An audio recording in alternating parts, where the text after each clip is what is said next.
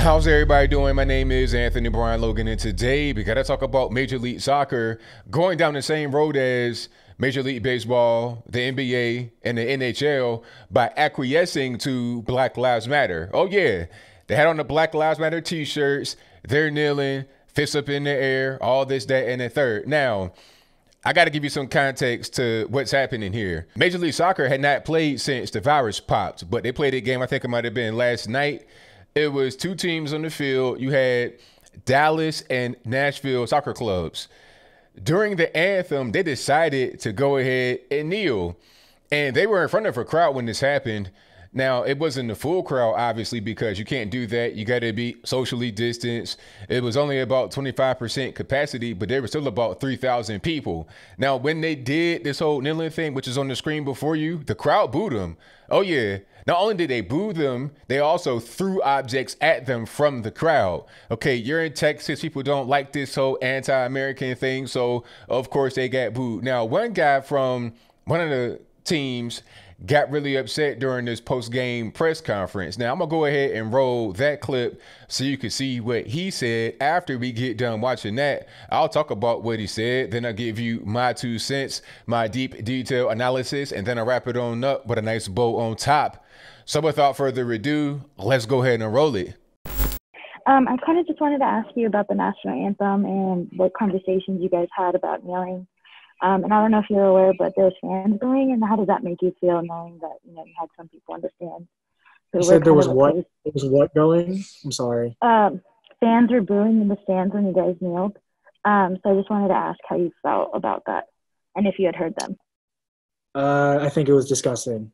I think it was absolutely disgusting. You got fans booing you for people taking a stand for what they believe in when millions of other people support this cause. And we've discussed with every other team and the league what we're going to do. And we got fans booing us in our own stadium. How disgraceful is that? Honestly, for a lack of a better word, it pissed me off. We discussed that prior to what we were doing. We discussed it with Nashville. Everyone from Nashville was on board. Everyone across the league was on board with what we're going to do. We asked for no anthem because we don't feel it was right for the anthem to be played at this moment. They ignored our wishes. So we were going to kneel regardless if the anthem was played or not. But unfortunately, it was played during these times where we asked for an anthem not to be played, and it pissed me off that you can't even have support from your own fans in your own stadium.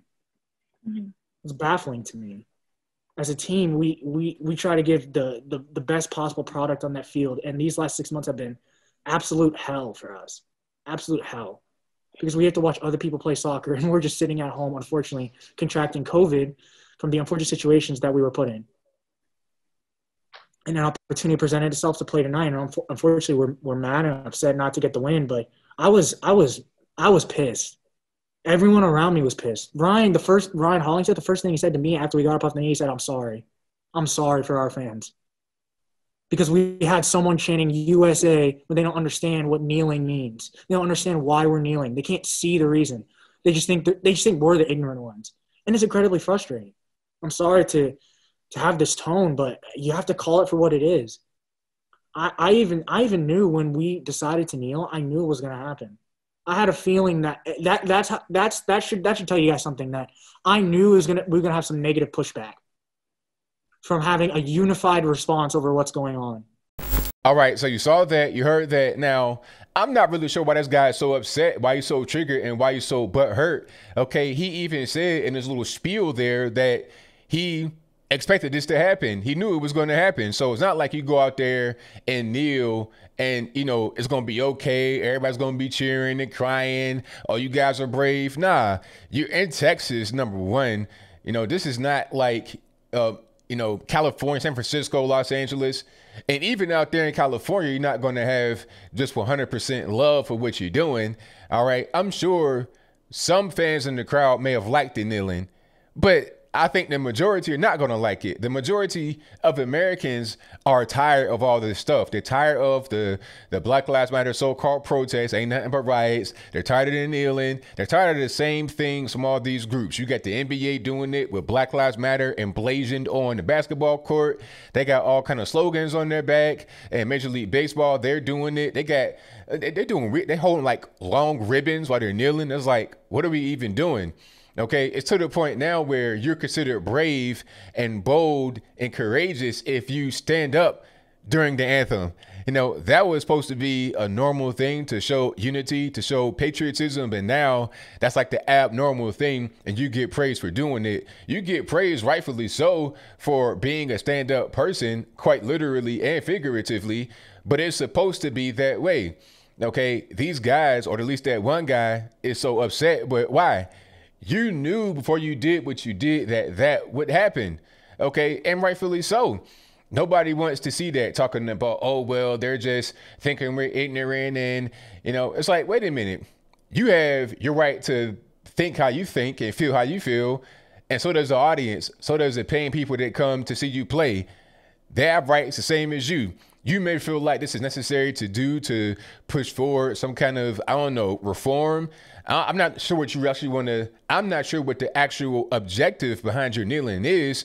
But whatever you think is behind it, that's your viewpoint, and you are obliged, you are permitted in this country to have that point of view. That's fine, but so can they. So don't attack them for having their point of view. If you think that it's wrong for them to quote unquote attack you, you can't do it the other way around. That's called a double standard.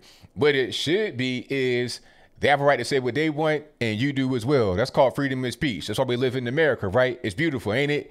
Okay, you just didn't like what they were saying about you, sir, and what they were doing, how they were demonstrating their, how they were doing their protest. You in the protest with kneeling on the ground, okay, well, they're going to protest by booing you and whatnot. It's simple as that, okay? And it's really just getting kind of old. I'm not sure what the so-called Black Lives Matter movement is actually accomplishing is positive. They're accomplishing a few things that are negative, obviously. They're destroying a big part of the country. They're, you know, tearing down these big cities. And they're getting a lot of, how can I say, destructive policies passed, defunding the police, and, oh, we're going to bring in a social worker to deal with this nut job with a knife that's about to slice my neck off. I was like, man, that might not be the best move. I don't see a lot of positive things coming from BLM or anybody that's out there in Major League Soccer, Major League Baseball, NBA, NHL. I don't see anything that they're doing that will actually help anything. There's actually a group in Major League Soccer called, what is this? The Black Players for Change, to address systemic racism in soccer and society.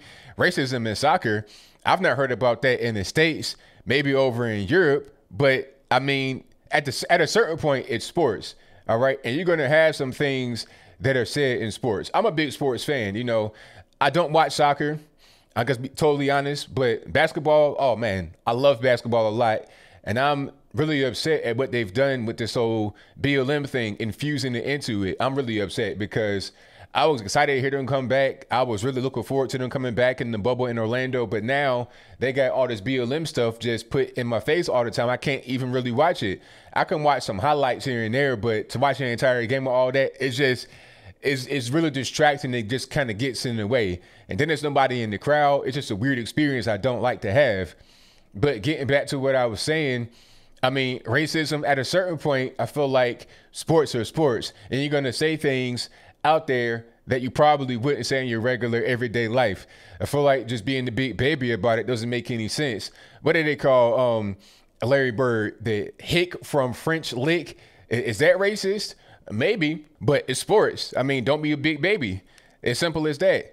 So, I mean, all this stuff people are just tired of. This guy, he doesn't really understand. A lot of these sports guys, a lot of celebrities, they live in the world that's separate from just regular everyday people. They don't understand what we're dealing with out here every day, which is why it's weird to see them with the Black Lives Matter. It's like, what do you really know about what's happening in the street right now today?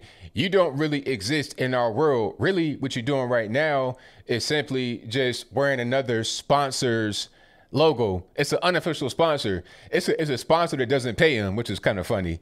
You're just part of a marketing strategy that the organization you are employed by is executing on your back. You really don't have any kind of sway. You're not going to change anybody's hearts. If people believe in BLM, they're going to believe in it. If they don't, then they don't. And those that don't are going to be vocal about it when you try to put it in front of their face. It's just that simple. So as I close, I want to say this. the American people, not just those that are in the ivory tower, not just the rich and famous athletes or whatever, the regular everyday person like myself, like yourself, like all of us watching, and really around the world, we're tired of this stuff. All right. I love politics. I eat, sleep, breathe politics, but maybe, just maybe, every now and again, I want a little bit of a break. I want to go watch the game and enjoy the game, nothing else. I don't care if it's left politics or right politics, centrist, fence riding, not picking the side politics. I don't care. I just want to watch the game. Is that too much to ask? I think I'll leave that right there for now. And what say you? How do you feel about the guys in Major League Soccer kneeling during the anthem with the Black Lives Matter shirts on? Whatever your thoughts on that are, let me know in the comments below. Do you think that I'm correct when I say that people are tired of it? They're fed up. They're done. This is just too much. It's getting old. It is not a thing that we really appreciate down here on the ground. Maybe some of those that live in the ivory tower in the sky, the rich and famous people, the politicals, maybe they appreciate it because they're just trying to get certain things done, or they feel like they are doing something positive for the black community. Maybe they think that way, but in reality, things are different. You guys know where I stand. I'm just done. I'm tired of it. I'm finished. I don't want to hear about this anymore. Okay. And the more these sports organizations do this, the more they're going to alienate fans, and they might not come back. You know, you see me, I might give the NBA a chance. I love basketball so much. If they're able to tighten up and get rid of this whole BLM stuff, then I might come back. But some guys are just not going to come back. They'll be gone away from football, basketball, soccer, baseball, hockey for an extended period of time and find other hobbies, other things to have fun doing rather than watching that particular sport. So they'll just do that and then not come back to sports. So at the end of it, you're not going to get any kind of real benefit. BLM was around in 2016 during the election. In 2017, it was gone. Here it is again in 2020, rearing its ugly head. It'll be gone in 2021. Mark my words. And all these sports organizations that have aligned themselves with Black Lives Matter are going to regret their decision in a very short period of time. But whatever your thoughts are, please let me know in the comments below. And that's all I got to say for this video. If you like what you heard, please comment, rate, share, and subscribe. Peace.